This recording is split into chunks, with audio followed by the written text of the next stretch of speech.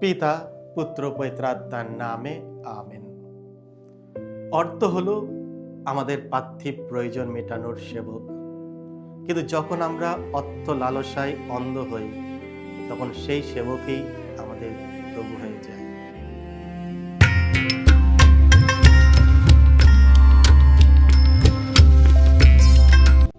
খ্রিস্টে আমার পরম প্রিয়জনেরা, আজ নভেম্বর মাসের ৮ তারিখ শনিবার, আর আজকে ডেলি মান্না ঈশ্বরের বাণী প্রতিদিন নেওয়া হয়েছে লূক রচিত মঙ্গল সমাচার থেকে ১৬ অধ্যায় ৯ থেকে ১৫ পদ।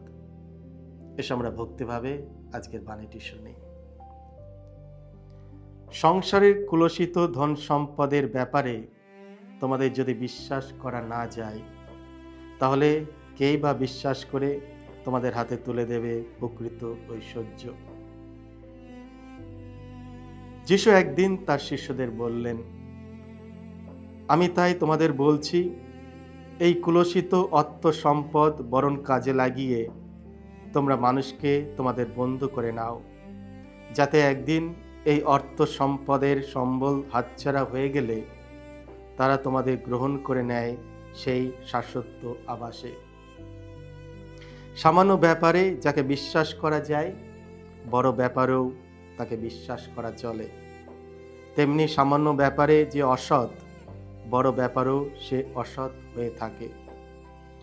তাই এই কুলসিত অর্থ সম্পদের ব্যাপারে তোমাদের যদি বিশ্বাস করা না যায়, তাহলে কেই বা বিশ্বাস করে তোমাদের হাতে তুলে দেবে প্রকৃত ঐশ্বর্য। তেমনিভাবে পরের জিনিসের ব্যাপারে তোমাদের যদি বিশ্বাস করা না যায়, তাহলে যা তোমাদের নিজের জিনিস তাই বা কে তোমাদের দিতে যাবে? কোনো চাকর কখনো একসঙ্গে দুই মনিবের সেবা করতে পারে না। হয় সে একজনকে ঘৃণা করবে আর অন্যজনকে ভালোবাসবে, না হয় সে একজনের একান্ত অনুগত হবে আর অন্যজনকে উপেক্ষার চোখেই দেখবে। ঈশ্বর ও অর্থ সম্পদ, এই দুইয়ের সেবা তোমরা একসঙ্গে করতে পারো না। ফরিসিরা যিশুর এই সব কথা শুনছিলেন। অর্থলোভী মানুষ তারা, তাই যিশুকে নিয়ে তারা তখন ব্যঙ্গ বিদ্রূপ করতে লাগলেন। যিশু তাদের বললেন, আপনারা তো তেমনই লোক, যারা মানুষের সামনে এমন ভাব দেখিয়ে থাকেন যেন আপনারা ধার্মিক মানুষ।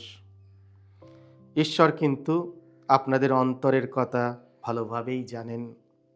মানুষের চোখে যার মান মর্যাদা অনেক, ঈশ্বরের কাছে তা কিন্তু নিতান্তই হেয়। এই হলো প্রভু যিশুর মঙ্গল সমাচার। প্রভু যিশু তোমার মহিমা প্রচারিত হোক। ঈশ্বর ও অর্থ। খ্রিস্ট আমার পরম প্রিয়জনেরা, আজকের মঙ্গল সমাচারে যিশু একটি স্পষ্ট বক্তব্য দেন। কোনো চাকর কখনো একসঙ্গে দুই মনিবের সেবা করতে পারে না। হয় সে একজনকে ঘৃণা করবে এবং অন্যজনকে ভালোবাসবে। তোমরা ঈশ্বর ও ধন উভয়ের সেবা করতে পারো না। লূক 16:13। যেমন একজন চাকর দুই মনিবের সেবা করতে পারে না, করলেও একজনের প্রতি সে বিশ্বস্ত হবে আর অন্যজনের প্রতি অবিশ্বস্ত, তেমনি আমরাও জীবনের দুটি প্রভুকে রাখতে পারি না। আমাদের একমাত্র প্রভু হলেন ঈশ্বর। কিন্তু যিশু অর্থকে ঈশ্বরের সমতুল্যে আরেকজন প্রভু হিসাবে উল্লেখ করেছেন, কারণ অর্থ প্রকৃতপক্ষে প্রভু নয়, বরং আমরা মাঝে মাঝে অর্থকেই প্রভুর আসনে বসিয়ে ফেলি। অর্থ হলো আমাদের পার্থিব প্রয়োজন মেটানোর সেবক, কিন্তু যখন আমরা অর্থর লালসায় অন্ধ হই তখন সেই সেবকেই আমাদের প্রভু হয়ে যায়। অন্য কথায়, আমরা অর্থকেই ঈশ্বরের জায়গায় বসাই। যিশু যা বোঝাতে চান তা হলো, যে স্থানটি প্রভু ঈশ্বরের জন্য নির্ধারিত সেখানে অর্থ যেন না বসে।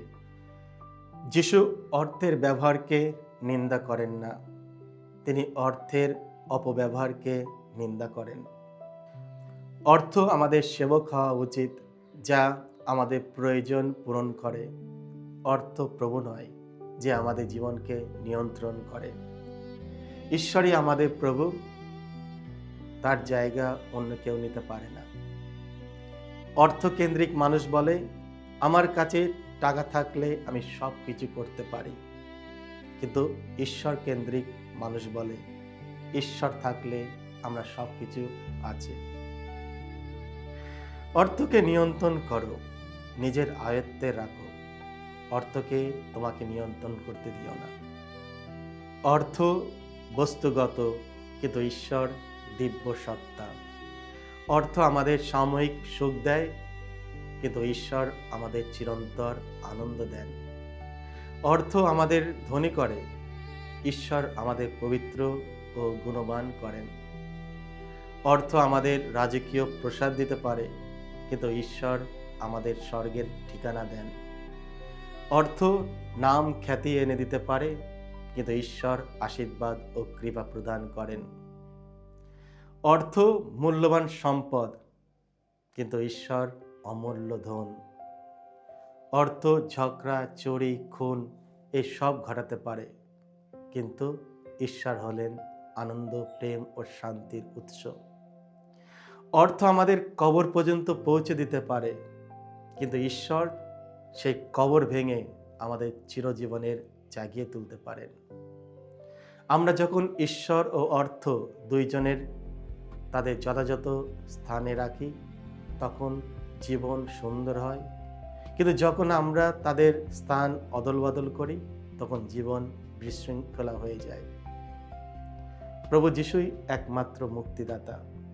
তিনি আমাদের লোভ ও সম্পদ আসক্তি থেকে মুক্ত করার ক্ষমতা রাখেন। তিনি আমাদের জন্য প্রাণ দিয়েছেন এবং পুনরুত্থানের মাধ্যমে আমাদের নতুন জীবন দিয়েছেন।